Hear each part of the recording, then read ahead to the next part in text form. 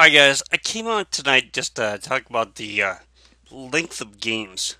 Um, I've been hearing the Order 1886 has been getting a lot of flack as of late for, quote being too short, and there are a lot of commentators here on YouTube talking about well, how short is too short, and I got to thinking about that, and I was like, you know, I really don't think that the length of the game matters too much. I mean, yeah, of course, if a game is like maybe like 1 or 2 hours long and you're paying like full price for it, not really worth it. But a lot of the commentators have been talking about how like games from like the 8-bit and 16-bit eras, well, those were really short too.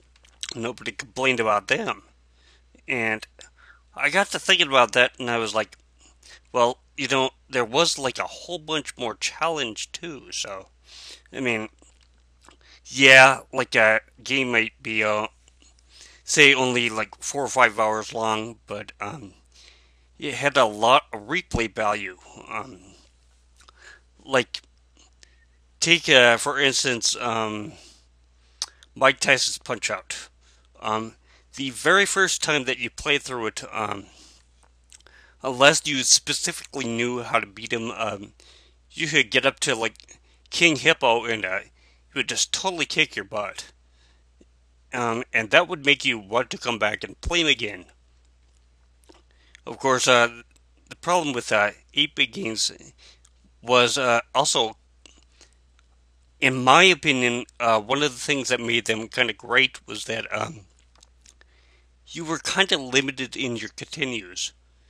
You could only continue a couple of times, and in some games, they wouldn't allow you to continue at all. They would send you all the way back to like level 1-1 or whatever. I got to hear a lot over the last couple of years from these people talking about how, well, you really can't do that in modern games because, if you put like 30 or 40 hours into it, there's no way that you could be sent all the way back.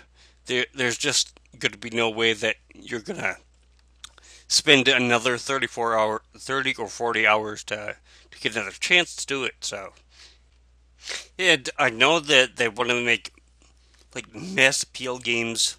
Um, so they kind of got to be a little careful with the actual difficulty in the game, but I think that this would be a perfect opportunity for them to do their game pluses or games like the Star Ocean franchise, where you could actually choose your difficulty, whether you want to start out at like a really easy difficulty or harder difficulty or whatever, and then actually have to earn your way to get to higher difficulties after that.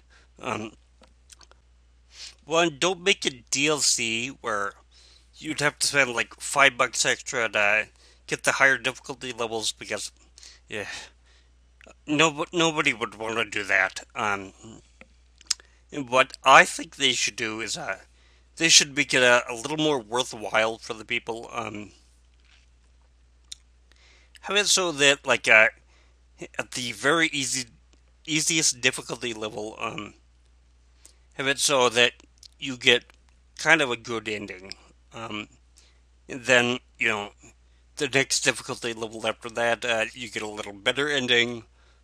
Difficulty after that, better ending than that. So just keep progressing to make you want to come back and play the game even more. So um, I don't think that this would really work in like first-person shooters or games that basically come out like once a year.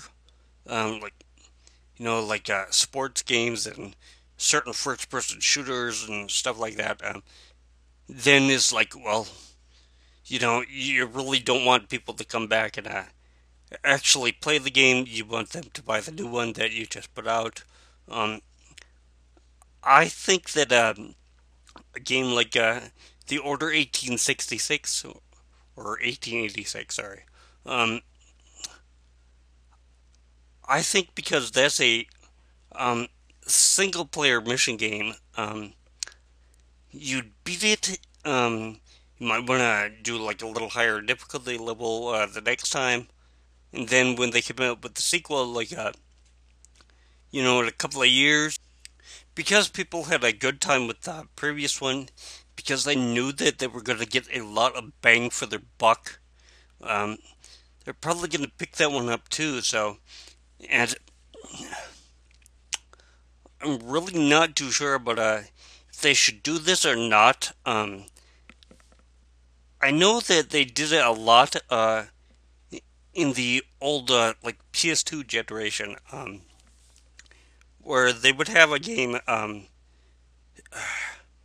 then they would kind of span it over a couple of releases. Like there'd be part one, then a little later there'd be part two, then a little later there'd be part three, and while you could do like a thing where you just picked up part two and said, forget part one.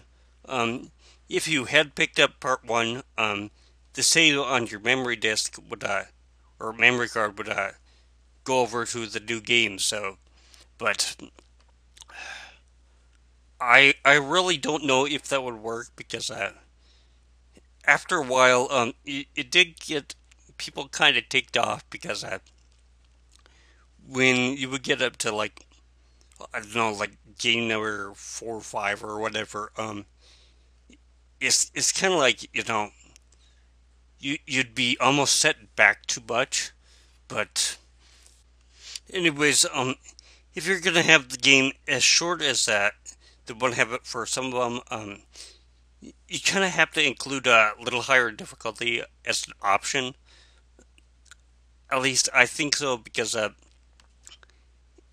if you're just gonna die and just take like a 5 steps back and be the exact same place that you died, like and at full health and full ammo and stuff,